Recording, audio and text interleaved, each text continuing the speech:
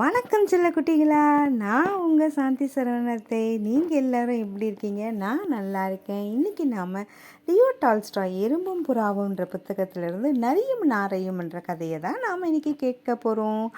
நரின்னாவே நமக்கு தெரியும்ல, தந்திரக்கார நரி.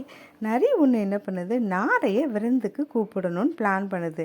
போயிட்டு, நாரே நாரை, நான் உனக்கு விருந்து கொடுக்குறேன், நீ எங்கள் வீட்டுக்கு வரணும் அப்படின்னு சொல்லிட்டு நரி சொல்லுது.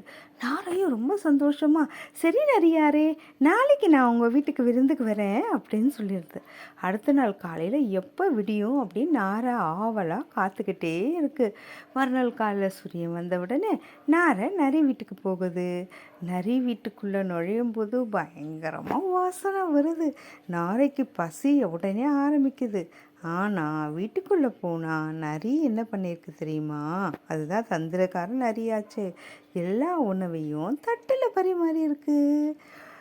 நாரையோட நீண்ட அழகினால எப்படி அந்த தட்டிலிருந்து சாப்பிட முடியும்?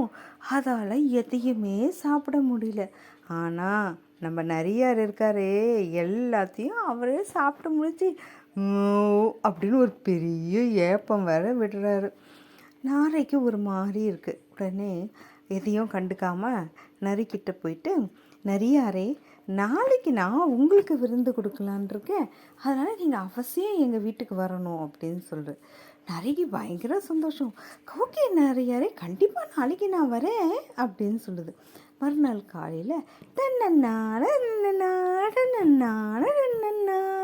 அப்படின்னு நரி பாட்டு பாடிக்கிட்டே நாரை வீட்டுக்கு விருந்துக்கு போகுது. நாரை என்ன பண்ணுச்சு தெரியுமா? சின்ன வாயுள்ள ஜாடியில் உணவை பரிமாறுது. நரியால் தன்னுடைய முகத்தை ஜாடிக்குள்ளே நுழைக்கவே முடியல. எப்படி சாப்பிட முடியும்?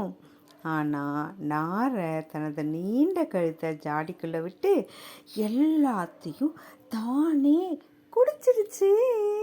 நரிக்கு இப்போ தான் என்ன தப்பு பண்ணோம் அப்படிங்கிறது புரிஞ்சுது. நமக்கும் புரியுது இல்லையா? விருந்தோம்பல் பண்புன்றது ஒன்று இருக்குது.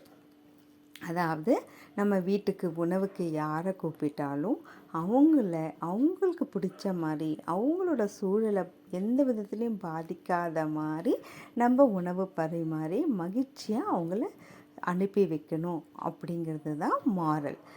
ஓகே செல்லங்களா, மீண்டும் அடுத்த கதையுடன் உங்களை சந்திக்கும் வரை உங்களிடமிருந்து விடை பெறுவது உங்கள் சாந்தி சரவணத்தை. பாய்.